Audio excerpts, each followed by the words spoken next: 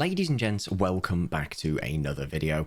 We are back looking at Earth 2, and yes, the Doomsday Clock has reset somehow. Which is a troubling surprise, considering it was only about a week or two ago where they had the whole hollow building thing, where it all kind of didn't do what it was meant to. You know, these were meant to be non-fungible buildings that were funged pretty abruptly after their launch. For those of you who don't know what Earth 2 is, I will give you a quick rundown. Earth 2 is supposedly the people's metaverse. Well, essentially, Earth 2 is claiming to be the Matrix or Ready Player One. It's going to be a metaverse where everybody can jump in and do something. They've still not told anyone exactly what you're meant to do, although it now just seems like a sort of simulation, like economy sim, but it's not. That's just part of Earth 2, and the other parts, we're just not told what they are. So, you know, going great already. But what you can do is spend money on little tiles. So let's go to buy land, because yes, you can buy land. If you're in the UK, you're probably already thinking this is a fantastic idea, being as you can't afford a house anymore. But you can buy land. What can you do with it? Not entirely sure, and I don't think Earth 2 even know what you can do with that. It's a mess, is all I'm going to say. It's an absolute mess, but that's not what we're here for. We're here for their recent, not even an update. The Doomsday Clock has reset based off something that isn't an update. Let's scroll down the website, and it seems kind of harmless at first. This. New beginnings. Go anywhere, do anything. Imagine a digital virtual world on a one-to-one scale with Earth, where you could go anywhere and do anything, as they've previously told us in the same sentence. This is your opportunity to become involved with the future, be part of the future, and reap rewards for your early involvement. What they mean is your early investment, which even the early investors are realizing that they can't cash out at any sort of profit. It's a whole mess. Now, we're not here for what this says. We're here for this image, because some detectives in my Discord have found out that there's something dodgy about this image, and a lot of people were recognizing it, and I recognized it too, but I couldn't put my finger on where I recognize it from. Christ, let's take a look at that then. Now, if you search low poly trees, wow, would you look at that? Down here in the bottom right, Unity Asset Store. Low poly tree pack. And sure enough, here it is. Free on the Unity Asset Store. There's something really interesting about this. A lot of you are thinking, oh yeah, they got the free pack. They got the free pack, that's fine, it's free. However, and this is a big however, they have straight up used the image from that asset pack's advertisement. Like, let's flick back and forth. So here's the image. Here's the image on the asset store, which means two things. It's kind of complicated. They either straight up used the image off Google because they were just like, haha, free images. And then, yeah. So something we need to clarify here. With both Unity and Unreal Engine, as far as I can see, you are not allowed to straight up use the marketing material, whether you own the thing or not. You're not allowed to use the marketing material. Now, whether they own the asset or not, and you might be thinking, well, it's free. Of course they own it, it's free. No, you need to actually add it and basically agree to the licensing of it, which with the free assets, you agree that you credit them, right? You must credit the artist of whose work you are using, and they're not.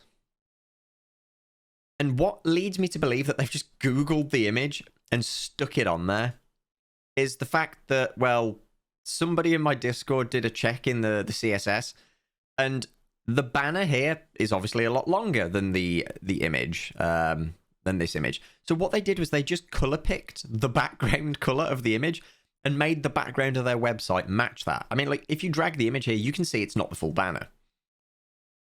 Why would you not just take the free asset, download it, and then use the free asset that you've got to take a picture of your own, which would take literally seconds, and then you've got your own thing you can use that complies with the creative license of this.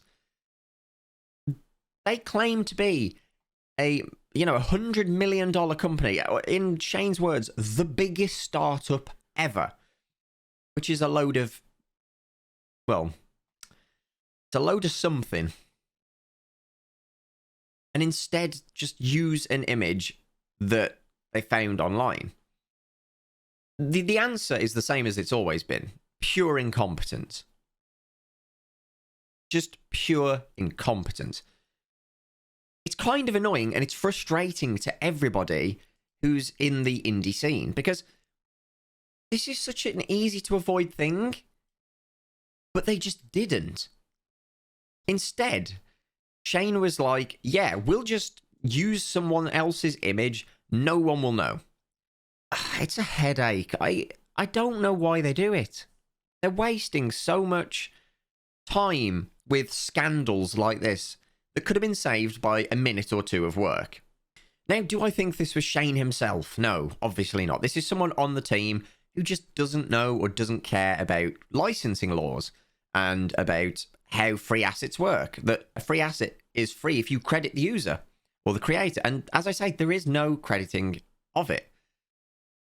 It's just straight up used. Now, I'm sure Shane will just call this slander, right? I'm sure, because there's more movements in the bowels of Earth2. And this brings me on to Shane's tweet. Shane is talking about legal action against scam tubers and how that may be coming very, very soon. So here's the tweet. Somebody replied to one of Shane's tweets that was irrelevant to the whole situation and said, will you at some point take legal action against scam tubers for the straight up slander they commit? Or will you just take the high road and prove them wrong? Shane responds with, I can't guarantee an outcome, but what I can say is that I've been the one holding this back with the preference to take the high road, which will inevitably prove them wrong. I can only do so much though, as the slander worsens, and that option will be out of my hands and with legal. Basically saying with the legal team. This is such a dumb statement to make in a public forum, right? Where everybody can see this. We'll go to the response and then we'll get back to it. Matt G responds with, legal may have to go over you. It's not septic content, it's outright slander. You could literally release phase 3 complete and they'll still put a knife in, preventing possible growth. If I was new, it would be near impossible for my research to take me to your side of the story. That is because his side of the story makes no sense and is being outshone by the truth. There is something that I would like Shane to understand.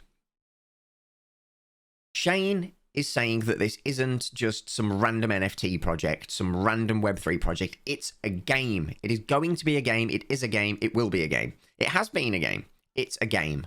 That's all he keeps saying. It's a game. Now, if Shane wants this to be treated as a game, he needs to understand that us as content creators, as reviewers, as critics, we will critique this project, as I'm going to call it, as a game. If you want it to be treated as a game, you need to understand we will critique it as a game. And currently, as a game stands, this is atrocious. Outright atrocious. There is no game here. So what we are reviewing is your non-stop blunders as a CEO of a game, treating it as a game. But then when we do review it as a game and we critique it as a game, Shane's just like, no, well, no, that's not fair because this, because that. Just keep waiting, keep waiting.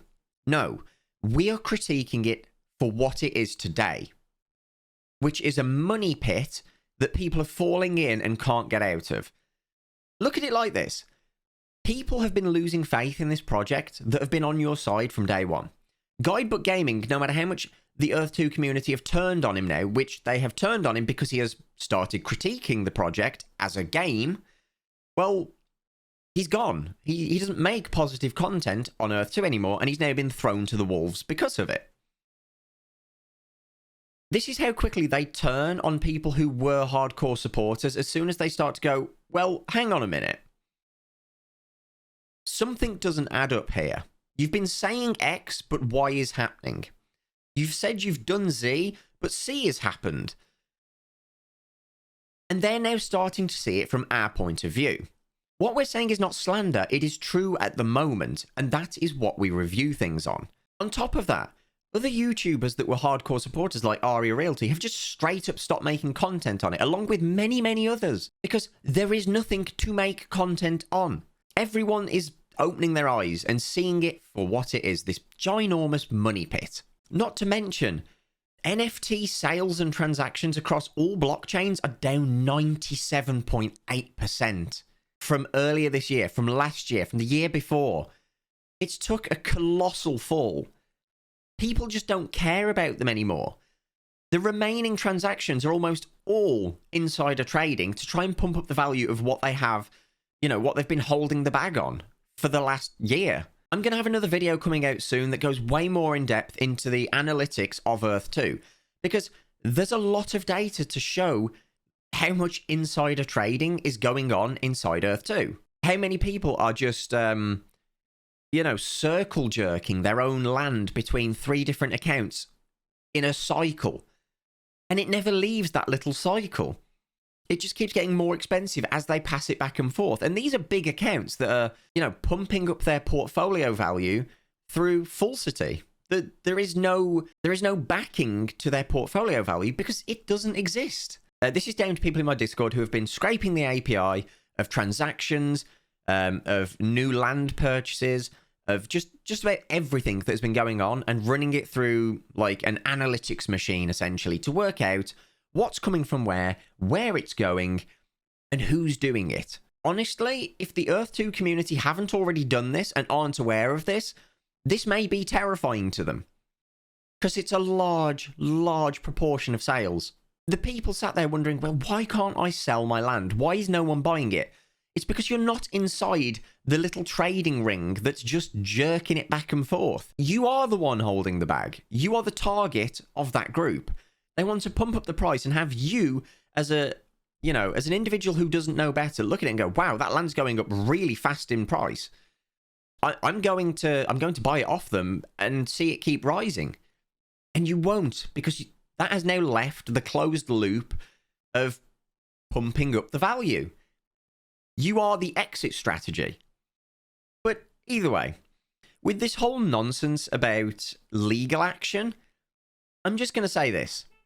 If Shane does, or if Earth2 does try to take legal action on any of the content creators that have pointed out the obscurities, the failures, and the just disingenuous claims of Earth2, if he does go after any of them, it's a pretty tightly knit community, and I can guarantee that they will all come back swinging, whether it be through like a fundraiser to fight back these claims against our, you know, our false claims. It's a lose-lose situation for Earth2, because their only way to shut people up is to physically try to silence them.